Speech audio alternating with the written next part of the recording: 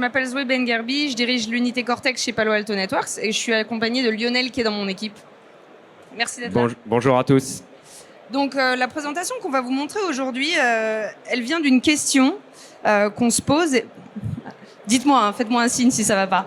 Qu'on se pose, moi qui m'occupe la nuit, c'est vous êtes jamais dit que si on est capable de détecter assez rapidement après une attaque ce qui s'est passé de manière très granulaire, pourquoi on ne serait pas capable de la détecter en parallèle, en temps réel? Donc c'est la question qu'on va tenter de répondre, à laquelle on va tenter de répondre aujourd'hui avec un nouveau produit qui s'appelle XIAM. Voilà. Lionel, à toi de jouer. Bonjour. Donc j'ai un scoop. Aujourd'hui, on est sous attaque.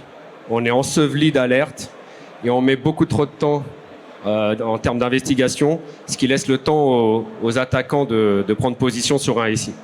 Alors, on a le droit de se poser la question comment résoudre ce dilemme. Alors, à un moment, on a fait appel à lasagne technologie. C'est-à-dire qu'avec les lasagnes, on a empilé plein de couche après couche, et on a essayé de faire communiquer tout ça. Alors, les lasagnes, ils sont faits maison, parce qu'effectivement, les règles de détection, d'investigation, fallait faire un peu à la main. Alors, on s'est dit quand même, on va quand même rajouter un peu d'automatisation pour aider à la réponse. Et ça, c'est un peu le constat que l'on fait aujourd'hui. Donc, aujourd'hui, avec Palo Alto Networks et Cortex, on a essayé de réfléchir autrement. Et comme l'a dit Zoé, plutôt que de faire on est capable de le faire dans l'analyse forensics, de prendre de la donnée, de reconstituer le cheminement de l'attaque et comprendre ce qui s'est passé. Alors plutôt que de le faire en mode post-mortem, pourquoi pas le faire directement au niveau d'une plateforme. Alors je vais prendre juste 30 secondes pour expliquer comment on traite la data. Donc déjà, on va prendre plusieurs sources de télémétrie, de la télémétrie riche, qu'on va centraliser dans un data lake. Et là, je vais jouer, j'aime bien les jeux, je vais jouer au puzzle. Donc le puzzle, j'ai plein de morceaux, mais si j'ai que des morceaux carrés, ça va pas s'emboîter ou ça va pas me donner grand-chose. Donc là, la normalisation va me permettre de dessiner chaque pièce qui va ensuite s'imbriquer les unes avec les autres. Et c'est là ce qu'on appelle le stitching. C'est-à-dire que là, je fais mon puzzle. Je vois l'image de mon puzzle. Je peux même enrichir un petit peu, le rendre un petit peu joli, notamment avec de la threat intel. Et là, toute l'intelligence artificielle, elle va arriver à ce moment-là. J'ai un puzzle. Si j'ai un joli portrait qui est anodin, qui est sain, ok, c'est légitime. Si j'ai une tête de pirate, là, l'intelligence artificielle et le machine learning va commencer à m'alerter. Donc, j'arrive dans la phase détection. Et là, toute la différence qu'on va apporter, et Zoé le montrera après dans la démo face à un attaquant, c'est d'apporter de l'automatisation au plus près de l'incident. Donc, un incident, il est composé d'alertes. Et là, je vais pouvoir automatiser de la réponse tout de suite, élément par élément, pour être le plus rapide possible. Donc, c'est-à-dire que la détection, l'investigation et la réponse ne font pratiquement plus qu'un, et harmoniser et automatiser directement à ce niveau-là. Ce qui fait que l'analyste, il va optimiser son temps et va pouvoir se concentrer sur les actions qui demandent réellement là une intelligence humaine, une compréhension de ce qui se passe par rapport à l'écosystème des clients. Donc maintenant, on va pouvoir basculer sur la démo et Zoé va nous démontrer tout ça. Donc, on a pris un titre qui était volontairement un peu catchy, les attaquants. Alors vous allez voir, je vais vous jouer une attaque qui est très simple, rien de sophistiqué là-dedans, mais c'est plutôt pour vous expliquer le concept de la remédiation dans une console de détection-réponse. Juste un point sur la console, comment elle se comporte. C'est la console XIAM de base avec le dashboard principal. Vous le voyez en haut à gauche. On voit un certain nombre d'incidents. Et au milieu, un certain nombre d'incidents qui ont été résolus de manière automatique avec XIAM. Sur la droite, vous voyez que chaque incident, d'ailleurs vous le voyez peut-être pas très bien, mais je vous le commente, au milieu à droite, vous allez voir qu'il y a un incident sur la Cortex, sur la console, va être composé de un certain nombre d'alertes. Ici, 16,34, c'est ce que nous dit le dashboard. Et pareil pour les sources, un incident va être composé d'un certain nombre d'alertes qui viennent de plusieurs sources. L'idée, c'est de faciliter le travail de l'analyste qui va finalement investiguer un incident et pas ses alertes et ne pas aller sur multiples consoles. Évidemment, l'intérêt de tout ça, c'est le mean time to response, le MTTR, le temps moyen de réponse. On voit ici, d'ailleurs, la résolution est pas top, les incidents qui ont été résolus de manière automatique par XIAM, le temps de réponse, c'est moins d'1 minute, on le voit là. Et les investigations qui ont nécessité une réponse humaine, c'est beaucoup plus long, c'est normal. Le travail qu'on fait chez Cortex depuis très longtemps, c'est d'essayer d'automatiser le plus grand nombre de choses, je vais vous le montrer après, et donc du coup, de faire baisser ce fameux temps de détection et de réponse. Donc là, je vais lancer une démo. Comme je vous l'ai dit, rien de sophistiqué, c'est pas du tout l'idée. Et rassurez-vous, Cortex XDR, déjà, ça bloque cette attaque. Hein. C'est une attaque Mimikatz, rien de... Voilà. Donc là, vous le voyez, on a mis à gauche la console XIAM, à droite un poste Kali type attaquant, et en bas un poste victime. Donc il y a un téléchargement de fichiers qui se fait.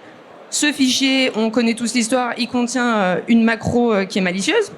Ça va donc ouvrir une session entre donc, la Kali et le poste victime.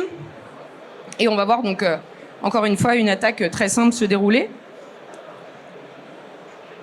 Donc il a pris vraisemblablement accès d'une machine qui est une machine utilisateur sur laquelle il n'y a pas le droit. Donc là, il va nous faire un get system. On va voir un access denied puisqu'il a pas les droits, il n'a pas de droit. Voilà, c'est ce qu'on voit.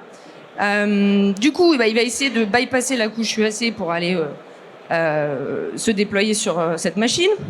Donc il cherche un exploit, c'est ce qu'on voit en ce moment. Je vous le commande parce que je pense que vous voyez pas grand-chose si vous êtes au fond. Donc là, on va voir que ça va marcher. Il réalise son exploit. Là, grosso modo, je vous montre juste que ça a marché. Il va nous refaire son get system. C'est successful. Il va nous faire une commande get UID après. Rien de particulier à ça, je vous l'ai dit. Et surtout, ça aurait été bloqué. J'ai désactivé tout ce qui était bloquant parce que sinon, malheureusement, j'aurais pas eu grand-chose à vous montrer.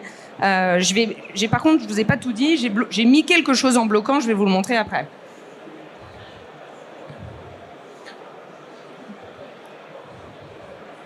Bon là, en fait, il fait plein de modifications. Il va essayer de rediriger du trafic vers la Kali. Ensuite, vous allez le voir, il va essayer de, comme les attaquants le font parfois, effacer ses traces. Donc, il va effacer un certain nombre de choses. Et là, vous le voyez pas très bien, mais sur la console XIAM, on commence à voir le nombre d'alertes augmenter, ce qui est normal. Donc, vous voyez, clear log application, etc. L'attaquant qui, typiquement, essaie d'effacer ses traces. Donc là, vous ne le voyez pas, mais il y a marqué 3 alertes sur la console XIAM.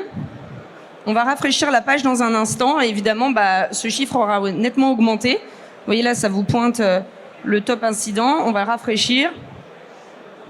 Et vous allez voir que je crois que ça va passer à 6. Ce qui est normal. Et ce que je ne vous ai pas dit, c'est que j'ai tout désactivé à part une chose. Une chose assez simple. J'ai configuré un playbook. Et ce playbook, il a juste pour but de, quand on voit des triggers de credential gathering, d'isoler la machine. Donc, je vais vous montrer à peu près comment il est construit. Voilà, justement, load kiwi, il fait des commandes justement pour la fameuse attaque de credential gathering.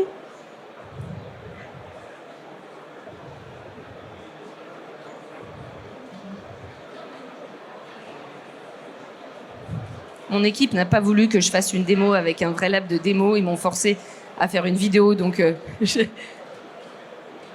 c'est pas tout à fait du temps réel, comme vous pouvez le voir. Donc voilà, ça c'est le fameux playbook. Donc il y a un playbook, il a un trigger. Ce trigger, c'est je vois une attaque de type credential gathering, j'isole la machine. Voilà, là je vous montre. Alors vous voyez pas très bien, mais ça nous montre que pour une attaque pour une alerte de type credential gathering, j'active ce playbook. Vous allez le voir, il y a tout un ensemble de playbooks qui vont être recommandés. Je les ai désactivés volontairement et j'ai juste activé celui-là.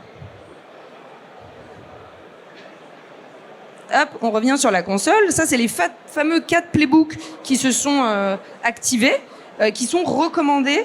Ah, c'est super, attends. L'effet démo qu'on adore tous. Non.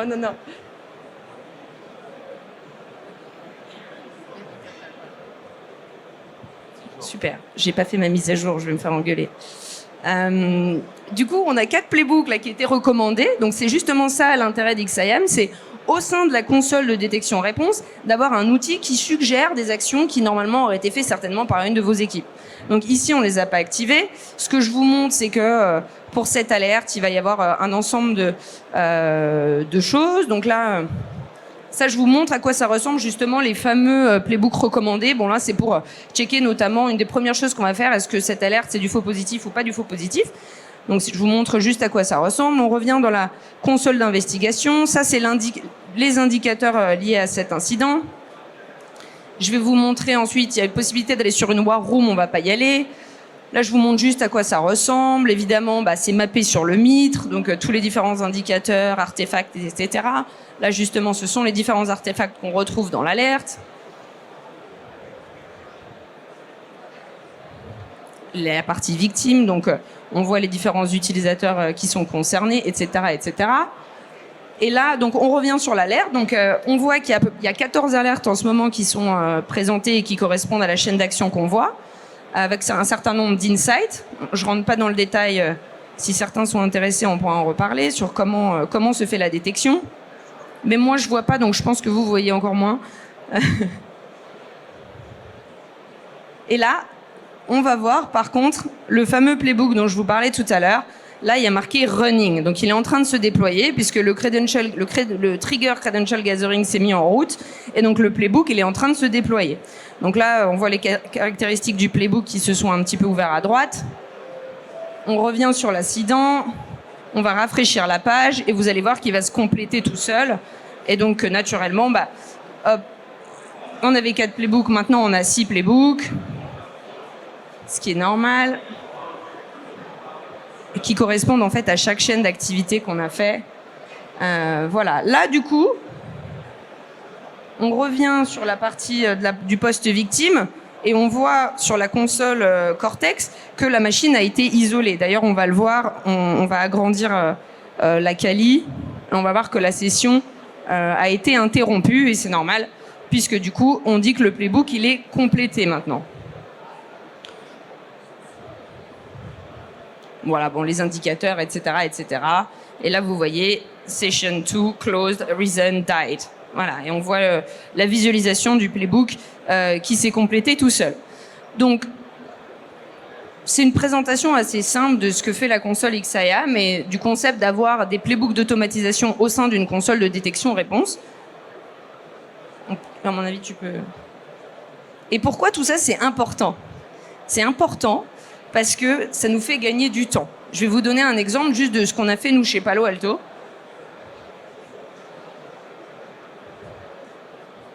Next slide.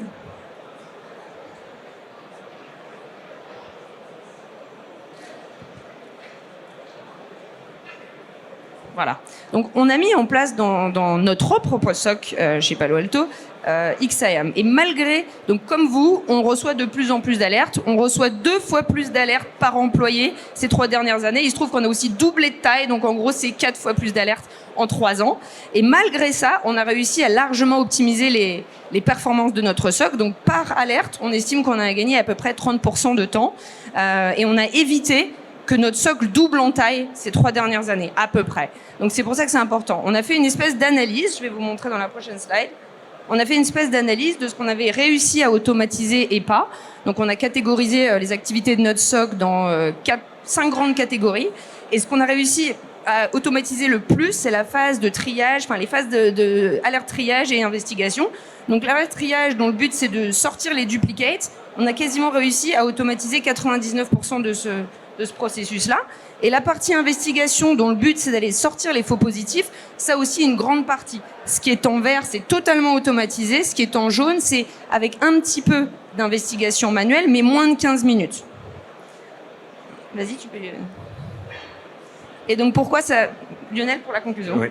Merci Zoé. Alors si je devais retenir 3 mots pour donner les avantages de XIAM, le premier c'est la sécurité, parce que comme l'a montré Zoé, le fait d'apporter de la réponse directement au plus près de la détection, on est quasi sur du temps réel en termes de réponse à incident.